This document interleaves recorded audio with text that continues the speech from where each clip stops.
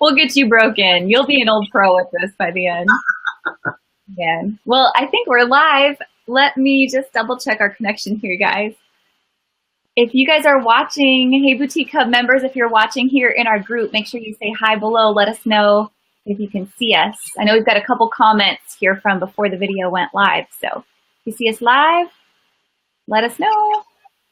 And we'll just wait a minute as people kind of start to join us here. A couple of the questions that I see from you guys who were commenting before we went live, you were asking, how do you get the reminder? Like we had the reminder set up in the group. If you didn't catch our video last week, we're using an app called Be Live. It's Be Live TV, and you can check that out. And it looks like there's about 12 of you. I see the numbers growing. So can you guys hear us okay? Doug and Scott, you want to say hi super quick, and we'll test our sound? Good morning, everybody. Welcome. I love the questions already. The people saying they're ready to be confused. I hope that's not the case. I hope that's about the video and not us. Yeah, exactly. Let the confusion begin. It's on. Man, perfect. Well, so for you guys that are just joining, I see lots of you hopping on. You can hear us now. Perfect. So welcome. We are in week 2. I'm so excited that we're doing this. Oh, we've got one person asking about sound. Hopefully, if our boutique guys are on here, Cassidy and Beth and Jesse, let us know if you can hear us okay. Otherwise, if you are having trouble, if it's an individual issue with your browser, we will download this video and we're going to upload it to some other platforms later. So you should be able to hear the sound there. So if you miss it here, you'll catch it again. So just a quick update. This is Boutique Chat. We're in week number 2 of Boutique Chat, and we're so excited about this little interview that we have going on and the guests that we get to bring you every week. So our mission here is to bring in experts on all subjects in the boutique fashion industry throughout the month to help them share their knowledge with you and even share exclusive offers with you if that's applicable, and just to help you grow your business and make connections in the industry. So today I'm excited about our 2 guests. I know you guys have heard me talk about them a little bit over the last month. So last month we were at the Boutique Summit. Many of you were there in Dallas in June. And the week after the Boutique Summit, I flew to Tucson to join these guys and to meet them in person with their company, Management One. So Doug is really the reason I got connected with Management One, because he is a consultant with one of our members here at the Hub. And Doug introduced me to Scott, who then invited me to Tucson, and let the story begin from there, right, guys? Yep. Yes. The chips fell from there.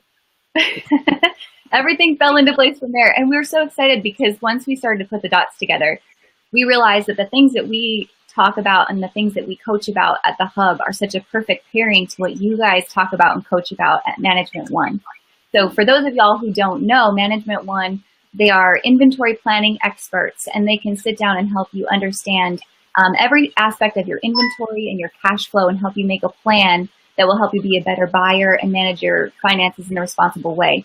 Now, there's a lot that goes into that, as well as a lot that goes into planning your marketing and your traffic, but one has to go with the other, as we all know. So the way Doug and I met, this client that hopefully she'll hop on and say hi, Doug was her coach, and I was also coaching her in Boutique Bootcamp at the time, and so she connected us as her 2 coaches, and the rest is history. So Thank you, Natalie. Thank you, Natalie. So I want you guys just to say, hey, talk about your background, talk a little bit about your history with Management One, and then we can get into talking about inventory and what these ladies need to know to help grow and manage their business. Awesome. You want to go first, Scott? Sure. Well, my background, many years ago, and it's funny because Doug and I, before we got on this call, were comparing notes on a brand we used to supply over 30 years ago. But I come out as a young teenager to Canada, searching for snow and adventure, and ended up in retail, believe it or not. So I spent about 16 years running retail stores across Western Canada in the outdoor and fashion space, and then moved on to kind of fell in love with the technology side and started looking after an organization that supplied point of sale systems. Did that for about 10 years. But the interesting thing about that is that in supplying these point of sale systems, I could never make the true connection between making a retailer really profitable and looking after them cash flow wise, as opposed to just giving them a tool to play with. And I come across this Management One service, this merchandise planning, what was probably about 5 or 6 years ago, and started to implement it through the retailers that I worked with, and fell in love with that because I saw retailers thrive. I saw them really grow their cash, build their businesses, and that was it. And that's led me to where I am now. And I work directly with Management One and Doug, and we look after many retailers around the world. I love that. I think it's awesome that you were so interested in helping the boutique owner on the personal level, not just giving them a tool and saying, run with it, but actually seeing them through and help this retailer succeed. Awesome. Yeah, I think that really does make the difference, Ashley. It's the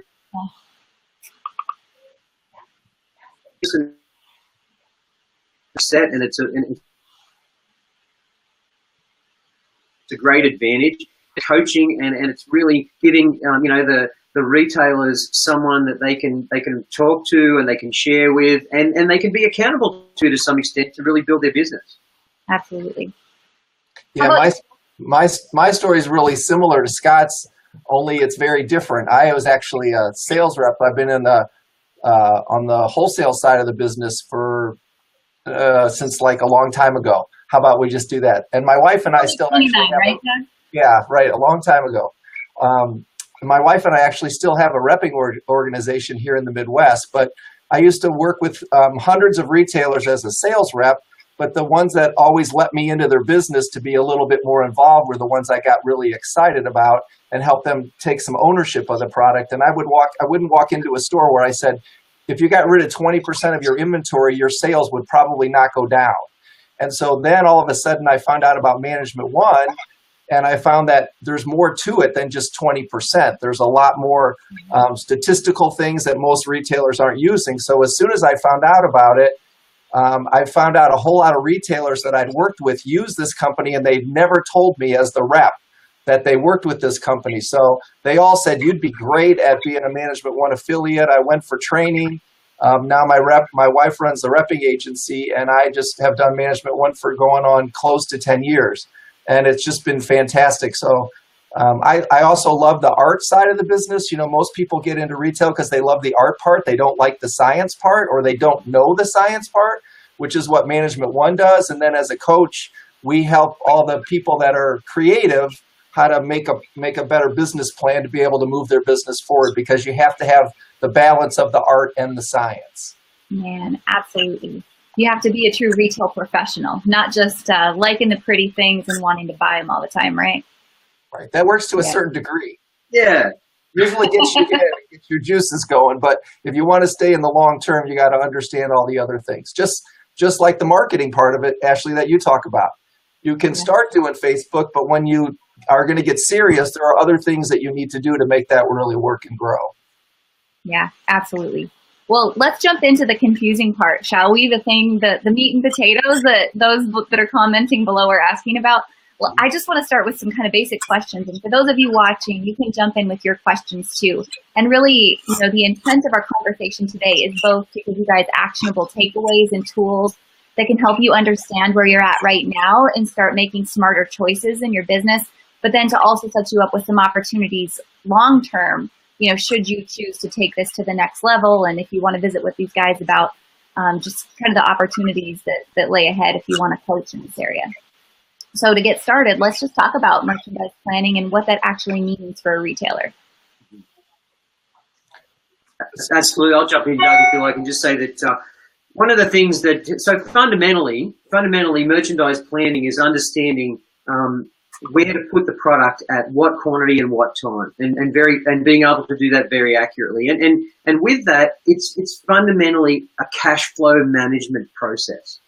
Understanding where, when, and how to put merchandise in your store directly results in the ability to drive cash into your business on a frequent basis, because you're having the optimum amount. So ultimately, why a retailer uses planning or uses merchandise planning is to control and drive cash flow.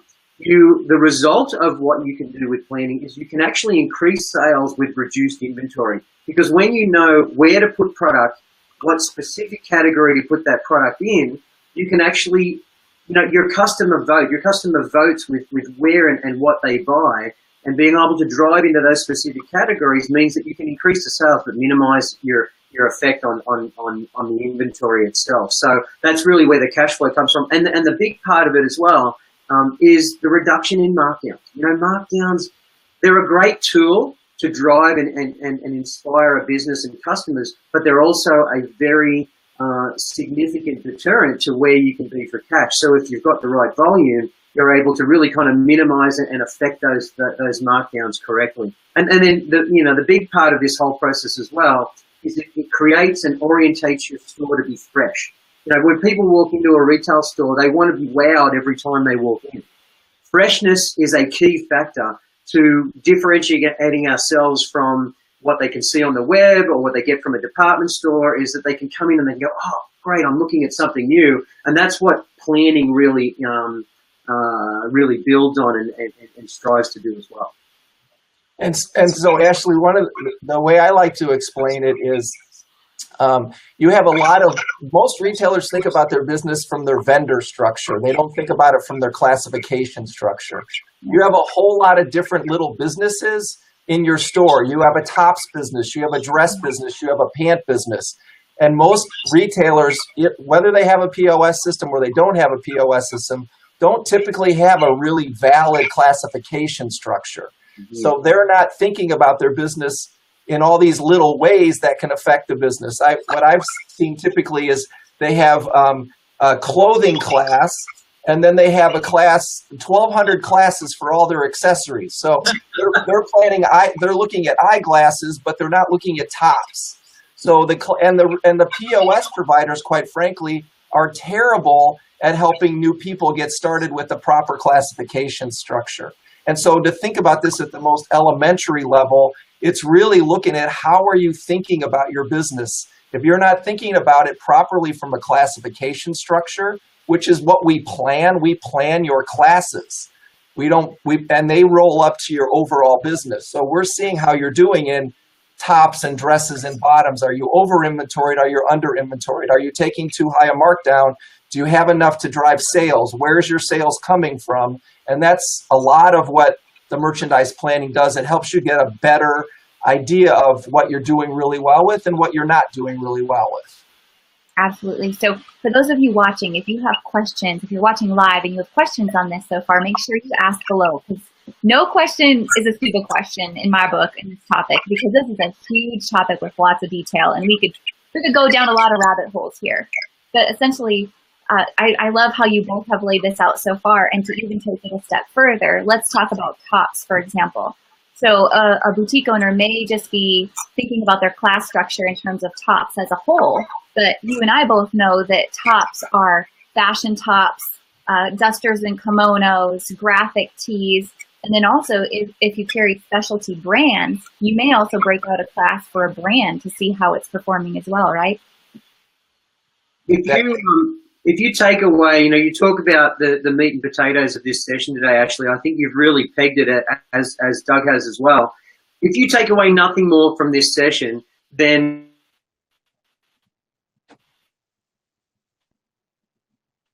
the sales system to break that out.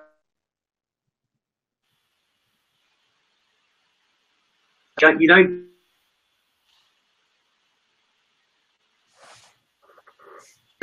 can be a monumental change.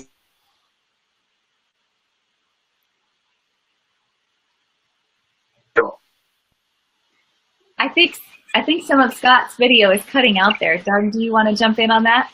Yeah, I think that'd be helpful. So the reality is, if you're a 200, so what you want to do is think about. So I'm sure there's people here that are doing $150,000 a year, and there might be somebody on here that's doing a couple $1 million a year, right? You want to break your classification structure in a way that makes sense for your overall business. So you might need just one tops class separate from your clothing classes if that's where you start. But once you start growing that business, like Ashley said, you need to start thinking about how you need to split out those classes. So I have clients that have one top class. I have clients that have two top classes, 3 top classes. I have clients that have 5 top classes, and it's all proportional to how much overall business that they're doing. You want to think about around somewhere between $25,000 and $50,000 worth of annual business to be looking at making that a class or not.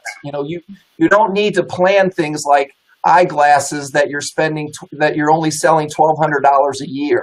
You know, you want to roll all that into an accessories class, but you want to break out the things that are, you know, doing the most volume. So the whole idea is so you can get a better picture of where your business is coming from, so you can take action, because the numbers are only helpful if you can take action from them, which is why retailers hate their P&L statement from their accountant, because they don't know what to do with it. Yep. Yes, exactly. So I loved when we were sitting in Tucson, and Doug, you and I sat down together and we went, and thank you, Natalie, by the way, for being so generous and letting me look at your plan with Doug.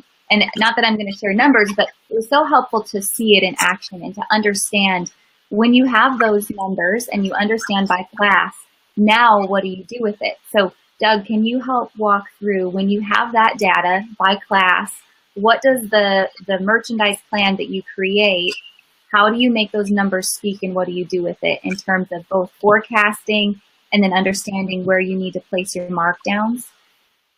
Yep. And so every plan that's generated by Management One, and they're all individually customized for each one of our individual retailers. There's not a standard, you know, program that gets thrown out and you got to figure out how to make it work. You're with an affiliate that's talking through and getting you started in a way that makes sense for your business. So with every plan, there's a sales forecast, there's a markdown forecast, there's a receiving at cost and retail. You can see freshness, how fresh your inventory is. So there's all this statistical stuff, so you can say, hey, how well did I do against the sales forecast? Did I beat it by 25%? And if I beat it by 25%, how are my markdowns in relation to that? Where's my inventory level? And what's my receiving going to be like coming the rest of this month and next month? And that's the kind of stuff you look at class by class and go, wow, I need more tops. I'm killing it. And the second part of that is I'm not really doing very well with bottoms. Even though I love jeans and I keep buying them, I've got more inventory than I could sell in a year. Why do I keep buying this stuff? I love it. So, you know, you're with an affiliate and your affiliate says, go out and buy yourself all the jeans you want, but don't buy any more for your store. So because every buyer's really good at something and they're not really that good at something. So it helps identify the strengths and weaknesses of a buyer as well and where their overall business is going. And that's what the plan shows you. You know, it's the good, the bad, and the ugly. You know, I got my report card this month was an A+ in this class, and I got a B in this class, and these other classes were C. Thank God my A class was where most of my volume is coming from. So that's keeping me going.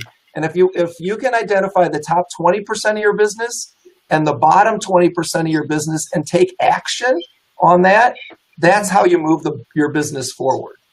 Absolutely. And most people can't see that very clearly from the reports that are generated on a point of sale system. Yeah, I don't know if I'm actually back with you guys now, but just adding to what Doug said there, one of the things that you know we often talk about, the accuracy of a sales forecast is incredibly key, and to be able to have the confidence that you hear from Doug when you can sit down and go through a plan comes fundamentally from the fact that we've built out an incredible ability to know what your store will sell on a month-to-month basis by these classifications.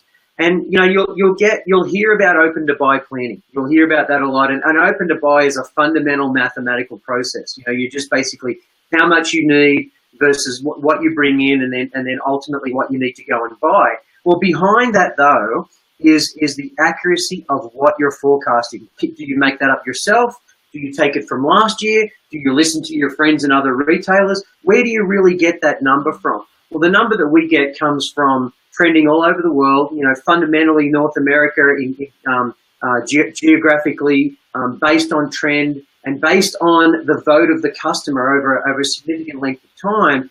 We're able to build out a process that has a forecast with a 94% accuracy rate. So imagine sitting down with your coach and being able to have that confidence that you're going to sell this much product next month in this class, and then put that together with what Doug's talking about here and being able to strategize markdowns. Imagine knowing the number of dollars that you need to take in markdowns instead of going, whoa, man, I'm out of cash right now. I can't pay my staff at the moment. I better grab a sale and put a sign up in the window. You don't do that with this program. You calculate and strategize with real numbers and real accuracy. Yeah, I just did a live video this morning, you guys, on our Boutique Hub Business Facebook page. And I talked about 7 financial tips that boutique owners must know to be successful. And one of them was, please stop doing blanket sales across all categories. Please stop. Thumbs up. There's no way you can be successful just throwing a blanket markdown on everything, and think about the margin that you're losing and the opportunity you're losing in so many different areas. So can you talk about that thought process? Because it's exactly the same thing you're mentioning, Scott, with what's in the plan that you get. You're strategizing your markdowns to generate cash in specific classes of your business. And while you get a markdown in one area, you're now upselling and cross-selling strategically in other areas when you get people into your space. Absolutely. Absolutely. And Ashley, you think about this, and we keep going back to Doug's point of classifications. These are all independent little stores inside your store. And if you're blanketing across that group, then you're hurting potentially great opportunities to blanket them all in one. So to be able to really strategize and build a strategy for each class, the first and foremost, you're supporting the needs and the wants of your customer. Like you're looking to drive in and get more fresh product, not marked down, product that they're desperately in need of. And then the areas where they're telling you, guys, it's not really working for us, you're able to take those dollars and put them in a better place with that markdown strategy. So it's critical to see your business in these modules, in these little these little independent stores, so you can build out a strategy that fundamentally looks after your customer. And Ashley, the reality is you do an amazing job helping everybody with the marketing, but your number one marketing tool is your inventory. Right? If you can get all the people through your store that you want, and if you don't have the stuff that they want to buy, that's not going to help you. So when you do a blanket sale to get people in the store, they cherry pick all your best stuff, and you're still left with the stuff. And so the merchandise plan actually is a great marketing tool, because it says, we're over in dresses. We didn't have as great a buy this month as we wanted to in dresses. We need to promote dresses. We don't need to promote all these other things that are doing really well. Or, we've got a tent sale coming up. We know how much business we're going to do. We're actually going to buy some off-price goods and not just use that as an opportunity to take our hits. We're going to actually make some money on a sale. So there are lots and so many opportunities when you get to see your business from a different perspective. Yeah, I hope that you guys that are watching, I hope you feel like your mind is just exploding right now, because it should be. These are so many great aha moments. I mean, exactly what you said about when you run a sale like that, they're just cherry picking your store, and you're back where you started from in the first place. Mm-hmm. And then to your point about going in and you do the cherry picking when you go to buy off-price merchandise, whether it's at the off-price show in Vegas or wherever, then you get something at a such greater margin. When you do a 30% off markdown on that item, you're still maintaining a higher margin, like you would mark another item at full price. So, man, that's where becoming a great hunter and a great strategist financially comes into play. I had a really quick little story.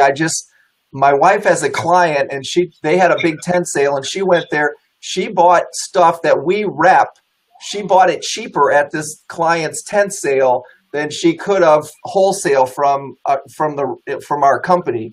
But I just met with them, and they were like, yeah, we're pretty productive on these tent sales. And I said, have you ever thought about doing a tent sale where you actually bought some things? And they were like, why would you do that? You mean you can really do that? So, I mean, there's so many opportunities. I have almost every one of my clients now does a warehouse sale or a tent sale. And some of them used to do it to clean up old goods. Now we have a budget that we've developed for them to go buy. So it becomes a profit center. It's not a markdown taking, we're taking it in the shorts, but we need the cash. It becomes a marketing tool. to drive business, which is pretty amazing when you get to that point. Absolutely. So there's a couple questions I see on this topic, and I think I can use them directly. So Tracy's asking about marking down summer items as a whole when moving into fall. And I think it's the same kind of thing when you're marking down those classes of items that have been on hand for a while. And I think, Tracy, to kind of piggyback on your question, a lot of people are doing fill the bag sales, similar to a tent sale. Same thing, where you're getting specific about what you're selling, but then you're upselling and cross-selling higher priced items.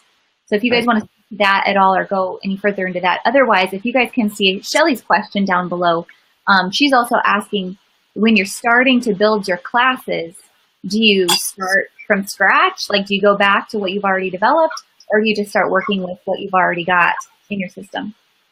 That's a great point. It's a great question. You know, it is sometimes challenging with the POS systems that you work with and moving class structure around. I think fundamentally you look at what your customers are. If you're starting from scratch, you really kind of need to visualize what are your customers coming in for. Like, what are they? What's driving their desire to walk in the store, and then build out your classification structure accordingly. If you have started one way and you realize that you've got to take a different tack, don't despair. Use the intelligence and the knowledge you've built out of your descriptions, out of the product, and start to find patterns there to break it out by. Many point of sale systems will support you in changing your departments and then correcting your history. You just need to ask that company, like, what do I need to do? It's kind of an intimidating area because it's the backbone of your organization. The department structure is the backbone of your point of sale system, but there's help there in most of the POS systems that you work with, for sure. So don't let me forget to talk about markdowns too, Ashley. But what I wanted to say is the other thing about thinking about what the customer is looking for. I always think it's really important to think about what the buyer is thinking when they're buying a category.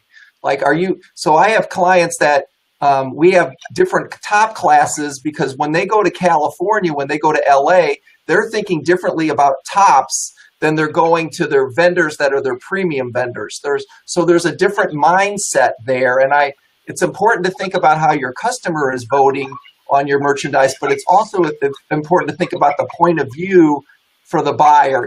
If your classification doesn't gel well with the buyer, if it's like, it's like, I'm really having a hard time buying casual tops because I'm not a casual top person, then you need to maybe change that to another way so that it makes more sense. So when I'm buying this vendor, I'm thinking very clearly about these numbers. When I'm doing this over here, I'm also thinking clearly. So it makes sense from a buying perspective. But so the other thing I wanted to talk about with markdowns is markdowns are only needed on products that need help to get out your door. A markdown is saying, hey, this product is not doing as well at regular price as I was hoping it would do. So the sooner you identify that product as a problem, the least expensive your markdown is going to be. And that is so strategic for the buyer to understand. Sometimes in high traffic time, you might need to take a markdown in 3 weeks. Mm-hmm. Other times, you don't need to take a markdown for 10 or 12 weeks. But the stuff that's been there longer than that, you might love it and you might still buy it, but guess what? Your customer doesn't.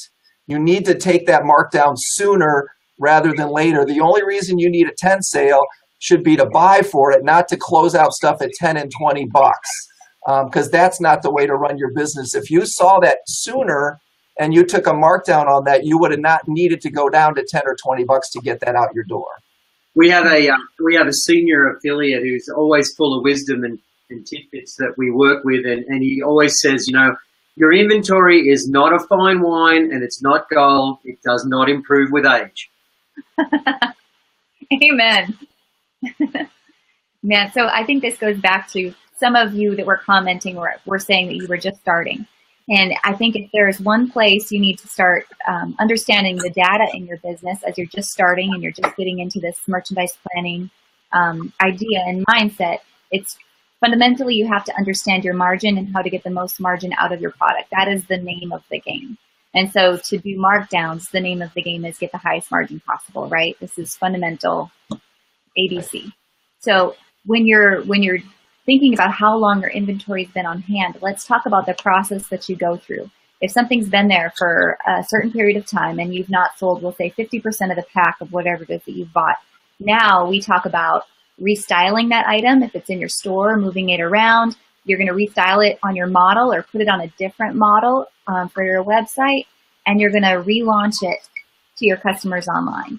So the whole art of being a boutique owner is filling the needs of your customers. You're the teacher, you're the artist, and you love fashion, but chances are your customers, they're a little bit intimidated by fashion. So it's up to you to teach them and educate them on how to wear something, right?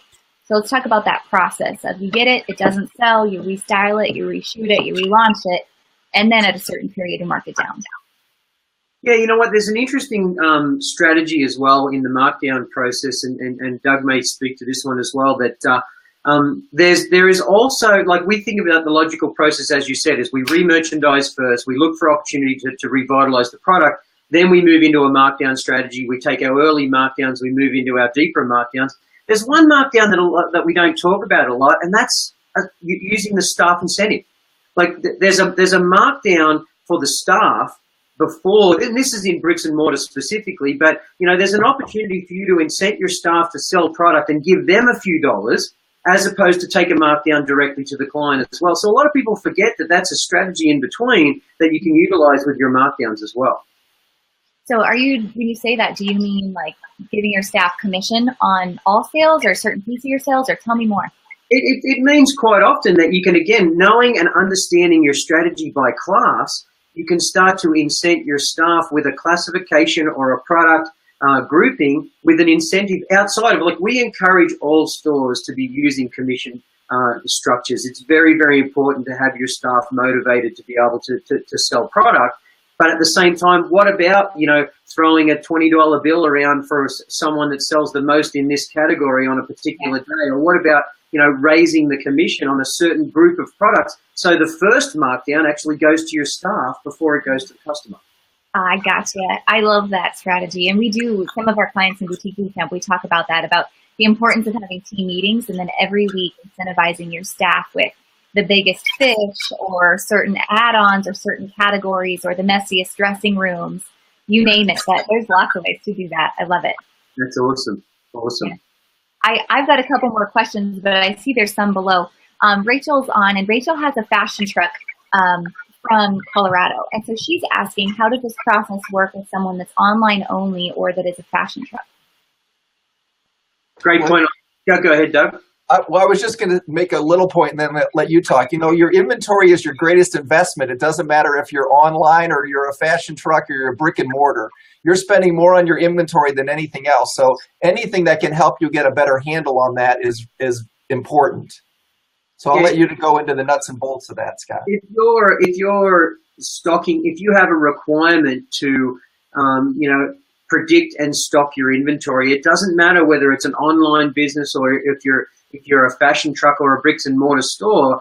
It's critical that you match the demand for your market. There's patterns through, no matter whether you're in that truck or you're online, there's patterns by classification, there's patterns from your customer that you've got to make sure that you're ahead of the game with. So you know what it is? Fundamentally, planning is looking forward as opposed to looking in the rearview mirror. A point of sale system looks in the rearview mirror and says, this is how I did last year, this is what, and then you make some conclusions. What forecasting does, and what really true inventory planning does, it says this is where you will be, this is how we have to optimize your business, and you push forward as opposed to looking back. Perfect. So her follow-up question is that she doesn't have the traffic that a brick and mortar has. But I think to your point, it doesn't matter what size you are or how much traffic you have, whether it's foot traffic or online traffic. The same premise is true, that you have to plan your classes accordingly for the traffic that you have. You think about, you know, it drives back to cash flow every time. Like, no matter whether you're driving that truck and you're doing a smaller volume, if you're putting too much inventory or too little inventory into that operation, you're either going to drive the cash flow or starve the opportunity. Yeah, and one of the numbers that the plan is always built on is a stock to sales ratio, right? And every class has a different stock to sales ratio. If you want to sell one top, you need 4 tops to sell one. If you want to sell a bottom, you might need 6 or 8 bottoms to sell one. And if you're out of proportion, whether you're online or whether you're in a truck, and you don't have the right proportion of that inventory by classification, you're not going to optimize the opportunity to do the business. Yeah, that's a great point. If you could name, the top, if someone was looking at their plan with their coach, with an affiliate, what are the top 3 or 4 areas that they need to look at, the ratios and the numbers that they need to look at? And if we need to define them further so everybody watching understands what those are, like a stock to sales ratio, let's do that. So you always kind of start looking for that, either that top 20%. I always look for the top 20% or the bottom 20%. And so what that means is I'm looking at the things first that are driving the volume. Tops in apparel classes, at apparel stores, tops are where all the magic happens, right? Everything else kind of comes down from tops. You might have a great dress store to go along the tops. You might be great with sweaters. You might be great at jewelry and accessories, but tops is what it's all about. And then the bottom part is basically more about, hey, what am I not very good at? What is my customer not voting for anymore?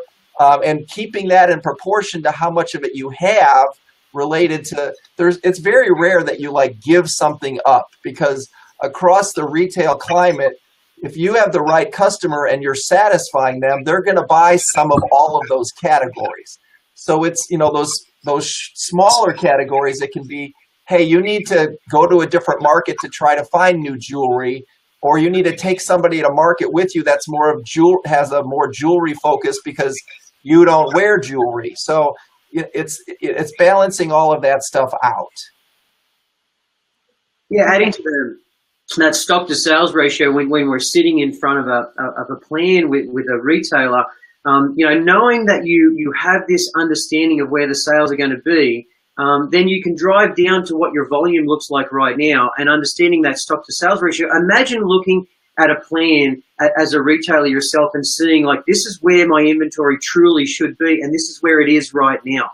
And that's a very, very powerful 2 numbers to look at. Very simple too. It's just 2 numbers, right? One is where I am. One is where I should be. So then what do? Am I over? And then I look at freshness. How fresh am I? How strong is my inventory position in the store? And then from there, you can build some fantastic strategies. I've got too much. I need to build a strategy for markdowns. I've got too little. I don't have the opportunity in place. So just those 2 numbers on a plan itself can be incredibly powerful and to drive your business. Yes. So to put it in the simplest terms possible, let's just say dresses, and we'll use round numbers, and we'll use, not that I would ever recommend this, but we'll just use a double markup. So if you wanted to sell $10,000 in your dress category and you have $5,000 in wholesale on hand, right? And you're marking it up 2 times, which again, please don't ever do that. We know that's not enough. Round numbers.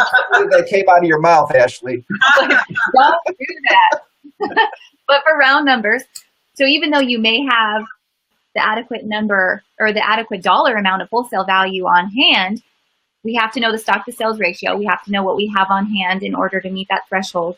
We have to know the age of the inventory that we have on hand, because maybe of that $5,000 worth of dresses, some of it's 2-3 months old and your customers have voted it down. They're not buying it. And then just a fraction of it's new. So then when you meet with your coach, because I'm just kind of going through the process for everybody here. So then you meet with your coach, you get those numbers, and now you can see where your holes are and where your opportunities are. So you make a plan together to say, all right, I'm going to mark down part of my dress category to try to get this out of the way and move, get that cash out. And now I'm open to buy, if we want to use that term at all, this other percentage of this category. So within dresses alone, we're marking down part, and now we're going out and we're trying to fill inventory in the other part, so that at the end of the day, we can meet our goal of 10,000 in that class, right? Is that a good depiction of how the process works? Doug, I think we need to steal Ashley. You got it down pretty well, Ashley. I need more trips to Arizona, you guys. I need the weather, especially in the wintertime.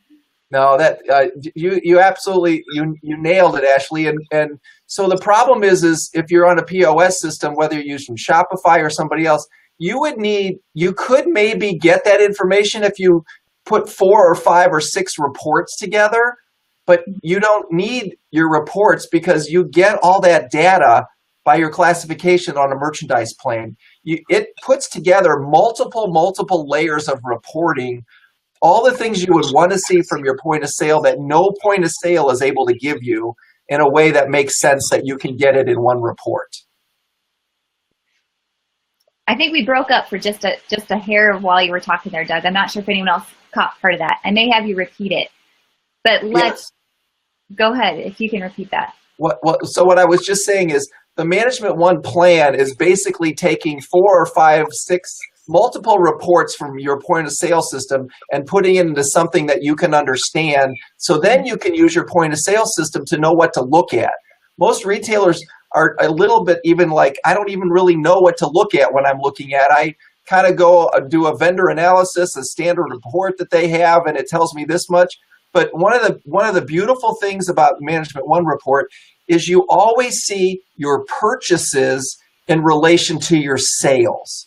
And most retailers look at their cost of goods sold, and they don't look at how much they purchased in that classification or that vendor. And that's where the cash flow comes from. You know, if I want to sell $70,000 over the next 4 months, I need to spend 35 or 40, not 70, in hopes that I'm going to sell 70. If you spend 70 and you sell 70, guess what? You haven't made anything. You don't have anything to cover your overhead. So that's a really important thing. And the purchase part of it is the part that they get their profit and loss at the end of the year, and they go, this tells me I'm making all this much money. How come I don't have any money in the bank? Yes. Because retail accounting doesn't take into purchases into consideration. Mm-hmm. Yes, amen. And I hear that all the time from boutique owners. So amen. Let's jump into talking about point of sale systems, because I see a couple of these questions below, and also because I know we're on a bit of a tight ship time-wise today. So I want to make sure we get these topics covered and kind of wrap up by the top of the hour. So you guys know that I am a huge advocate for Shopify. I believe it's the best e-commerce platform out there online. But as we've all talked, in terms of point of sale systems, it's maybe lacking in a couple areas compared to other point of sale systems on the market. So let's talk about the data that boutique owners need to start putting these pieces together and how they can get them, and what, even if you're online only, why would you use a point of sale system? I'll jump in on that one, Doug, for sure. Yes, if you will. One of the things that this is my game for sure, but fundamentally the concern, and you know, and we love Shopify for the fact that it's a very easy to use platform, and that's fantastic. But quite honestly, you know, if a POS system isn't easy to use, then it's not worth its weight. One of the fundamental things that we see with Shopify is it doesn't physically itself track cost. Cost is as we would all agree, it's a critical area of the business. Understanding the margin, understanding the cost. A true inventory control system has a strong ability to build out a purchase order, create items with multiple characteristics. When I say that, it's not only the description, the color, it's the landed cost, it's understanding and being able to stack on top also your other costs associated with it. If there's duty, if there's shipping, you really need to understand what that margin is. So fundamentally, when you're looking for a system, you want to be able to make sure that you can easily manage and control your inventory both at retail and cost. Perfect. So in terms of a point of sale system separate from Shopify, so many of these women are on Shopify. They can continue to use that. They can supplement with apps like Delirious Profit, which we think are great. But you can also introduce a point of sale system to your business, again, whether you're brick and mortar, mobile, or online only, to help track all those other numbers that Shopify or some of those apps don't track for you. And then we'll take it a step further. So you have the point of sale system so that you have access to all this other data, which is crucial to your business. But then if you were to have a coach or to work with Management One, if that's the route that you choose to go, now that information from the point of sale system plugs into Retail Orbit and all of the processes that you guys have in place that your coach can then use to build a story from the data. Absolutely, well put, Ashley. And I think that there's some great, and one of the things we haven't touched on is how empowered you become with your vendors. And Doug would really speak to this as well, having a vendor kind of slight as well. When you combine that point of sale system with your understanding of a plan and knowing where you need to be, and very importantly, where your product needs to drop, in what quantity and when it needs to drop, then you can go and sit in front of a vendor now that you've worked with this point of sale system, analyzed your SKUs, analyzed the importance of the vendor in that particular grouping. Imagine the power you have to sit down with a vendor and say, you know what, unless we get this product here, here, and here, we are going to be marking down significantly. What are you going to need to do for us if that's the case? So you can start to score and analyze your vendors and empower yourself on that way as well. That's what a relationship between a point of sale system and a merchant. I think you're kind of cutting out for a second, Scott, if you can hear me. So I'm going to have you jump back in just a minute. But I feel like you should just drop the mic with what you just said about empowering you guys, empowering the merchant to work with the vendors. Because right now, we'll get in the Boutique Hub, we have such an open community and they're so generous to share information with one another. And some of that information is, I worked with X, Y, and Z vendor. They were terrible to work with. They didn't ship, or they shipped past these dates, or they overcharged me for shipping, or whatever. But when you have the data, now you have the opportunity to go back and speak to that vendor and say, listen, I know how this is working in my business. This is the drop dead date. If I don't get this product by this date, we're done. And now what are you going to do for me? Now you have negotiating power. Beautifully put, for sure. Perfect. So let's talk more. And if you guys have questions, we have just a couple minutes left to chat and then we need to wrap up. So drop your questions down below. But essentially, I just want to talk about our relationship between the Boutique Hub and Management One. I'm just so thrilled to have you guys on Boutique Chat today so that we can give everyone in the community information that they can take and put into place right now. But if they choose, if they want to continue to work with you, part of what we do at the Hub is try to bring exclusive collaborations and offers to our community that they can't get anywhere else. So what we've done is we've built a link that I will share in the group only for our members. So if you're catching the replay, sorry, you got to go jump in our members only group at the Hub to get this link. But through the link, they can connect with you directly, Scott, and you can learn more about their business. You can look at the numbers and essentially give them a free inventory analysis, correct, of where they're at now, completely free. And then you can decide if working with Management One is a good fit for that person based on actual ROI that you gather from that inventory analysis. So there's really nothing to lose. It's just an opportunity to see where you're at and to see if this is a good fit. And then we're putting a package together that will allow you to both work with Management One and have access to a point of sale system if you don't already have one, correct? Absolutely, Ashley. I think that it's well put again that we want to make sure that to analyze your business as a retailer, that we're a good fit for you. We do provide that free because it's something that we want to make sure that we're qualified and we're able to make a difference in your business. What you'll get from that is an education that I guarantee you'll never have seen before, and it will advance your business even from that conversation that we have. We're going to look at, departments that are underperforming, classifications that you're not cashing out of properly in your business. We're going to look at the department structure that you have as well, and we're certainly going to do that at no cost. Really exclusively for the Hub. We want to make sure that we're a good fit for you as well, and be able to kind of educate you in this kind of merchandise planning process. I love that. So I'll go ahead, I'll drop that link after this video is over, and these ladies can get in touch with you directly. The other way that I want to mention that if they have questions on this, of course they can comment here, and I will help answer questions as best I can. Or for those that are watching that are going to be joining us in Las Vegas in a couple weeks for Magic and all the shows during Fashion Week, we have some events happening there as well that everybody can come meet us in person and visit about. So on Monday, which is August 14th, correct? Correct, You'll be having a cocktail party it'll be at Mandalay Bay. That's correct. Yep, we're going to. The room's going to be announced in the next couple of days, but I think it's 5:30 to 7:30. We'd love to visit face to face. We're going to have an awesome panel of individuals that we're going to talk to as well. Ashley and Doug being two of them as well. We've got some real retail experts that we're going to kind of challenge with questions and open up to the group. So it should be a fun time for sure.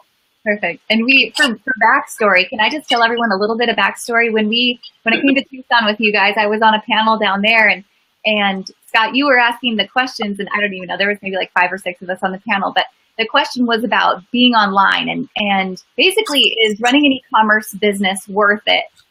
And one of your affiliates and I kind of got into like a heated match because he was saying that it's so expensive, you can't run an e-commerce business, too much time, too much money. And I told him that we were going to throw down and arm wrestle over the deal because I totally disagree. It was awesome. It was totally awesome. We only wish we would have taped that for funniest videos or something, because it was like showdown. Well, let's hope that we can get it just as fiery in Vegas as well, because that was fun. That was fun. Perfect. So you guys can join the Management One cocktail party in Vegas, or if you're coming to our Boutique Boss VIP party, which is Tuesday, August 15th, that's going to be at Las Vegas Convention Center, so different location in Club 34, which is the VIP club there. All of our Boutique Hub members are welcome to attend. You guys, and then Mark, who is the CEO of Management One, will be joining us as well. And Mark will be on our panel about the future of boutique marketing. And we'll be sure to video that, and we'll upload it both to our YouTube channel and then share it here for our members as well. Yeah. All right. And they will all love Mark. Oh, absolutely. Yeah. The cool thing, so I know some people down below asked about the value of a coach, and I just want to speak to the fact of being in your guys' presence in Tucson and meeting everyone that's affiliated with your company was really an awesome experience because your company culture is so vibrant. Everyone is so supportive, and you can just tell that all the affiliates truly like bleed for their clients. Everyone is so interested in helping that client, not just with their business, but helping them personally. And sometimes I'm a coach, and I can say this from my own experience, being a coach, you're not only coaching them in their business, but you're kind of a life coach at the same time. You get the good, the bad, and the ugly sometimes. That relationship is so crucial. Actually, fundamentally, like we are merchants. We love and respect every retailer. We believe that they're the bravest people on the face of the earth, and we get up in the morning because we want to see them succeed, and that's why we all connect so well together. And I think one of the cool things about being a coach, Natalie, is nobody understands them, right? Their spouses don't typically understand them. Their girlfriends don't understand them. They're kind of this very unique personality, and for them to all of a sudden have somebody that they can share openly, not worrying about being judged or, what the competition is doing or whatever, that they can just blurt it out and you can talk through it and talk about the frustrations with the customer and the staff and all of that stuff. A venting session is typical, but it's cathartic, and then it helps you kind of move the business forward. Absolutely. It helps you not to feel alone. Yes. I think the boutique camp girls below can attest to that too. Sometimes you just have to vent and get it off your shoulders and have someone have some empathy, and then you can move on together. Right. So one last quick question, and then we're going to wrap up and get going. I know Rachel just asked about how this differs from other inventory management programs, and really, there isn't really another program out there like this. So there's open to buy programs, and there's open to buy apps that you can get, and there's some others that we work with as well. But I think at the end of the day, what it comes down to is every retailer needs to decide how much data and how much individual support they want in their own business. And then what you choose to do with it from there is totally up to you. If you're good with a calculator and, kind of sifting through some of this on your own, that's cool. If you want someone to let the data come in, and then you meet with them monthly and you let the numbers speak to you from there, with a coach's help by your side making those decisions, this is the opportunity for you. So we just try to give you these choices at the Boutique Hub and help you make the best decision for your business. Natalie, I just gave a little analogy to somebody the other day. I said, you could go, if you were a runner, you could go online and figure out what you need to do nutrition-wise. You could get advice on all of that stuff. But the reality is, if you had somebody that all they did was trained long distance marathon runners, who do you think you're going to do better with at the end of the day? Yourself, or with somebody else that's all they do is help you do that? Yeah, great point. Perfect. Well, I just want to thank you guys again for joining me and spending this time with me and with the community today.